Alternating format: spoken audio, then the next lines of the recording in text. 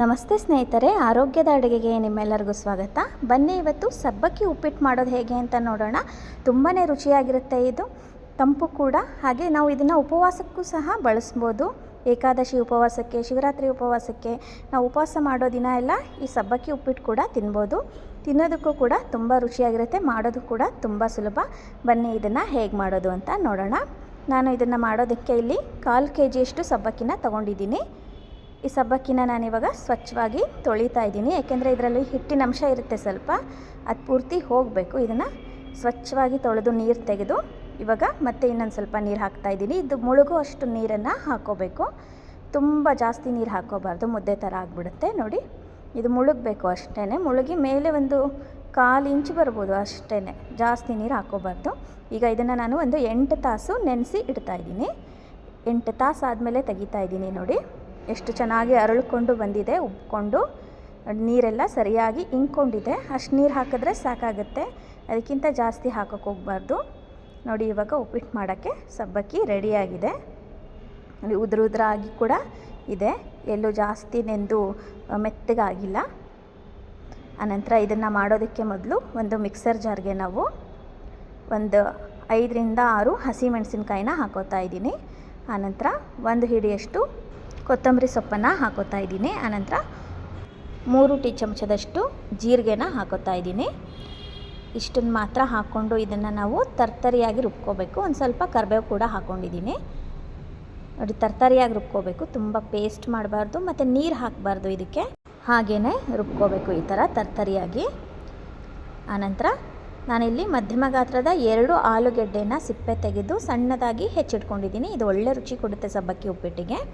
ಆನಂತರ ನಾನು ಒಂದು ಪಾತ್ರೆನ ಇಟ್ಕೊಂಡು ಇದಕ್ಕೆ ದೊಡ್ಡ ಚಮಚದಲ್ಲಿ ಒಂದು 3 ರಿಂದ 4 ಚಮಚದಷ್ಟು ಎಣ್ಣೆನ ಹಾಕೋತಾ ಇದ್ದೀನಿ. ಆನಂತರ ಕಡಲೆ ಬೀಜನ ಹಾಕೋತಾ ಇದ್ದೀನಿ. ಕಡಲೆ ಬೀಜನ ಹಾಕ್ಕೊಂಡು ಚೆನ್ನಾಗಿ ಕರ್ಕೋಬೇಕು, ಚೆನ್ನಾಗಿ ಹುರ್ಕೋಬೇಕು, ಮೆತ್ತಗಿರಬಾರ್ದು, ಗರ್ಗರಿ ಆಗೋ ತನಕ ಸಣ್ಣ ಉರಿನಲ್ಲಿ ಚೆನ್ನಾಗಿ ಹುರ್ಕೋಬೇಕು. ಇದನ್ನು ನೋಡಿ, ಇಷ್ಟು ಆಗಬೇಕು, ಈ ಥರ ಸೀಳಾಗಬೇಕು, ಅಲ್ಲಿ ತನಕ ಹುರ್ಕೋಬೇಕು. ಆನಂತರ ಇದನ್ನು ಎತ್ತಿಟ್ಕೋತಾ ಇದ್ದೀನಿ. ಕೊನೆಯಲ್ಲಿ ಇದನ್ನು ಸೇರಿಸ್ಕೊಳ್ಳೋಣ. ಈಗ ಇದಕ್ಕೆ ನಾನು ಕರಿಬೇವನ್ನು ಹಾಕೋತಾ ಇದ್ದೀನಿ. ಉಪವಾಸಕ್ಕೆ ಅಲ್ಲದೆ ಹೋದರೆ ಸಾಸಿವೆ ಕೂಡ ಹಾಕ್ಕೋಬೋದು, ಉಪವಾಸಕ್ಕಾದರೆ ಸಾಸಿವೆ ಎಲ್ಲ ಬರೋದಿಲ್ಲ.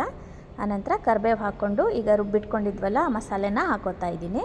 ಹಾಕ್ಕೊಂಡು ಹಸಿ ವಾಸನೆ ಹೋಗೋ ತನಕ ಚೆನ್ನಾಗಿ ಫ್ರೈ ಮಾಡಬೇಕು. ಆನಂತರ ಆಲೂಗೆಡ್ಡೆನ ಹಾಕೋತಾ ಇದ್ದೀನಿ. ಆಲೂಗೆಡ್ಡೆನೂ ಕೂಡ ಎಣ್ಣೆಯಲ್ಲಿ ಚೆನ್ನಾಗಿ ಬಾಡಿಸ್ಬೇಕು. ಒಂದು 3/4 ಭಾಗ ಇದು ಆಲೂಗೆಡ್ಡೆ ಬೇಯಬೇಕು, ಅಲ್ಲಿ ತನಕನೂ ಎಣ್ಣೆನಲ್ಲೇ ಚೆನ್ನಾಗಿ ಬಾಡಿಸ್ಬೇಕು. ಇದಕ್ಕೆ ನೀರೆಲ್ಲ ಹಾಕೋಕ್ಕೆ ಹೋಗಬಾರ್ದು, ಎಣ್ಣೆನಲ್ಲೇ ಇದನ್ನು ಚೆನ್ನಾಗಿ ಬಾಡಿಸ್ಕೋಬೇಕು.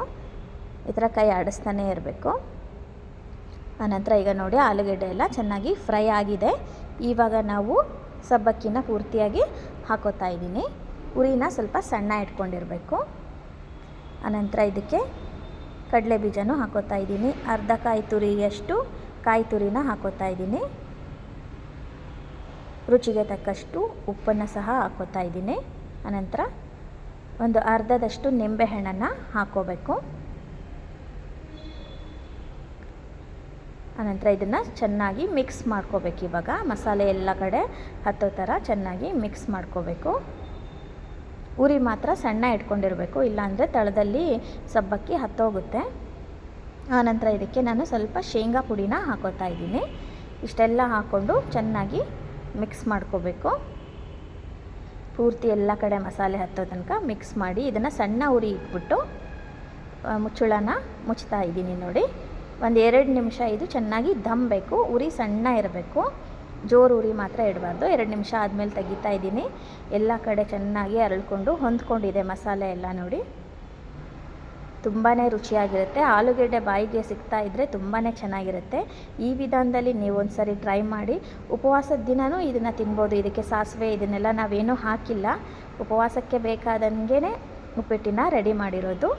ಬೇರೆ ದಿನಗಳಲ್ಲೂ ಕೂಡ ಮಾಡ್ಕೊಂಡು ತಿನ್ಬೋದು. ನೀವು ಈ ವಿಧಾನದಲ್ಲಿ ಒಂದು ಸಾರಿ ಪ್ರಯತ್ನ ಮಾಡಿ, ರುಚಿ ಹೇಗೆ ಬಂತು ಅಂತ ಕಮೆಂಟ್ಸ್ ಮಾಡಿ ಹೇಳೋದನ್ನು ಮಾತ್ರ ಮರಿಬೇಡಿ. ಇದೇ ಥರದ ಆರೋಗ್ಯಕರ ಅಡುಗೆಗಳಿಗಾಗಿ ನನ್ನ ಚಾನಲನ್ನು ಸಬ್ಸ್ಕ್ರೈಬ್ ಮಾಡಿ.